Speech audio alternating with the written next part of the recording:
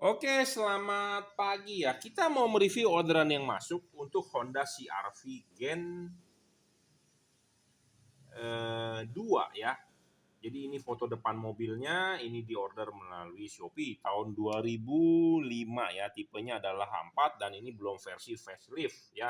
Diorder tipe H4 JL45 untuk CR-V Gen 2.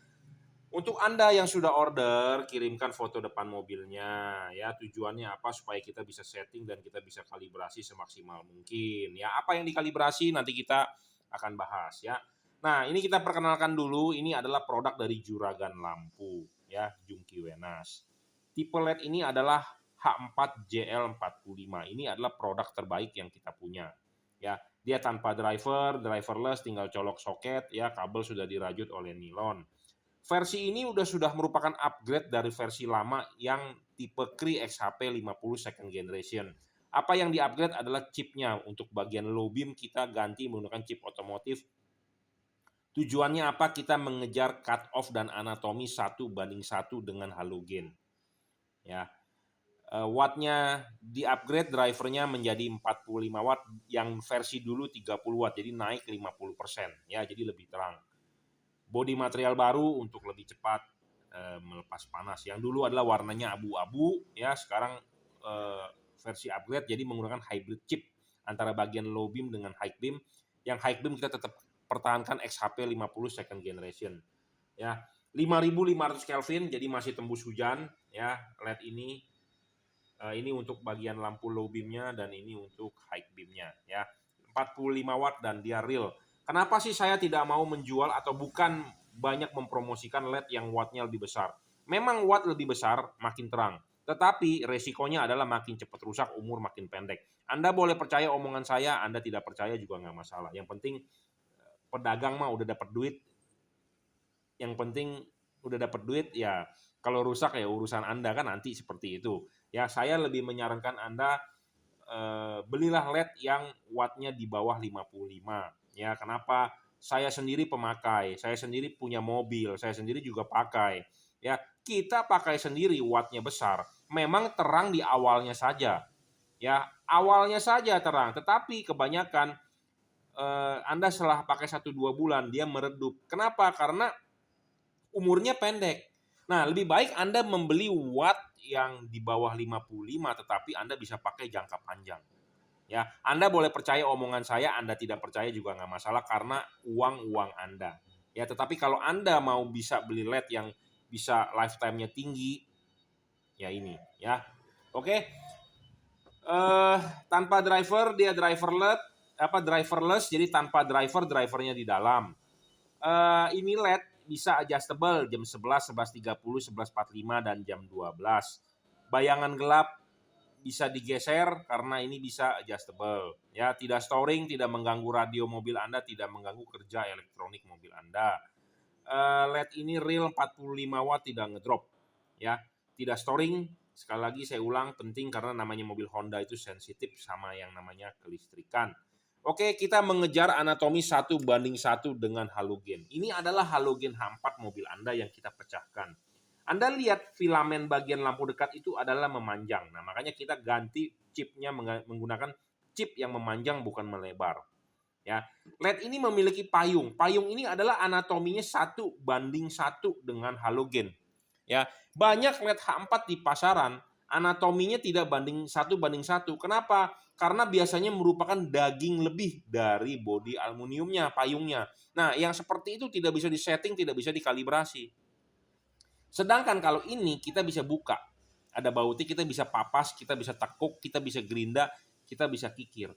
Tujuannya apa? Tujuannya adalah supaya ada cut off.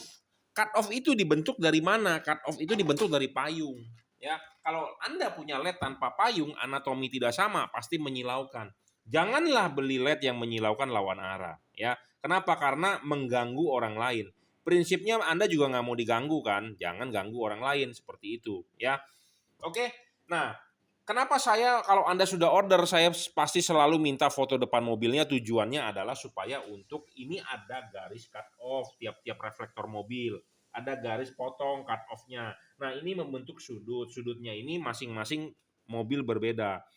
Nah, makanya kenapa LED ini adjustable 11.30, 11.45 dan jam 12 tujuannya adalah untuk menyesuaikan dengan pola reflektor mobil Anda, ya. Kemudian payung cut off ini antara sebelah kiri dengan sebelah kanan kalau Anda bisa lihat dengan detail, ini tingginya berbeda. Memang kita buat seperti itu. Tujuannya apa? Supaya ada cut off-nya seperti halogen, ya. Anda bisa lihat nih, saya tunjukkan, ya. Ini adalah hasil pola cut off reflektor menggunakan halogen asli. Nah, Anda bisa lihat. Nah, kalau Anda lihat di sini nih di layar monitor Anda bisa lihat bagian yang terisi hanya bagian setengah atas. Di atas garis cut off. Ya, ini cut off-nya yang kita spidolkan, itu ada garis cut off yang kita spidolkan di atas garis cut off. Nah, halogen tidak melebihi garis pola cut off. Nah, sedangkan kalau high beam-nya baru terisi bagian bawah. Nah, ini adalah high beam. Bawahnya terisi. Makanya kenapa sinarnya ke atas atau kalau Anda pakai high beam menyilaukan Anda. Tujuannya memang untuk sorotannya lebih jauh ke atas. Nah, sedangkan kalau ini Anda pasang, ya, ini dilepas dulu, sudah dilepas, pasang dulu ininya di sini, ya, sudah pasang, kemudian pasang karet, baru pasang bohlam, ya.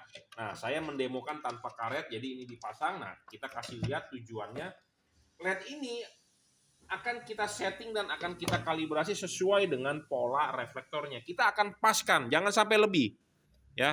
Kita akan paskan supaya hasilnya maksimal. Kenapa? Karena ya kan saya sudah bilang saya kalibrasi gitu ya, semaksimal mungkin lah saya berusaha, ya. Memang saya bukan manusia yang perfect 100%, tetapi saya berusaha semaksimal mungkin. Makanya kalau ada mobil baru ya yang masih menggunakan halogen di parkiran mall, saya suka foto. Supaya kita bisa lihat polanya bukan sudutnya berapa, ya. Kita pasin maksimal. Nah, banyak LED di pasaran ya waktu lampu dekat aja sudah full sampai bawah, artinya pasti menyilaukan. Ya, karena kenapa? Payungnya nggak benar. Nah, kalau ini waktu high beam. Nah, ini waktu high beam bawahnya terisi, ya. Oke. Jadi itu fungsinya setting dan dikalibrasi sesuai dengan pola reflektor mobil Anda. Ya.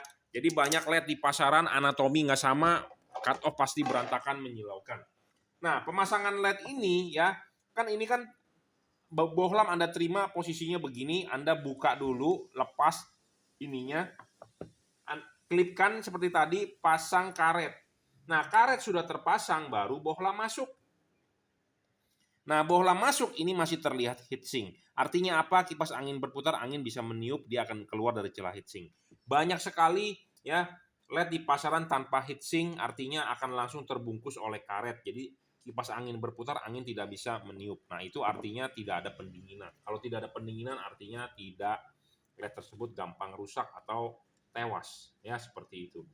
Oke ya, jadi LED ini cocok untuk market mobil di Indonesia yang common positif, common negatif, ya. Jadi tidak perlu tambahan alat apapun, kabel relay ini, itu pokoknya tinggal PNP saja, ya.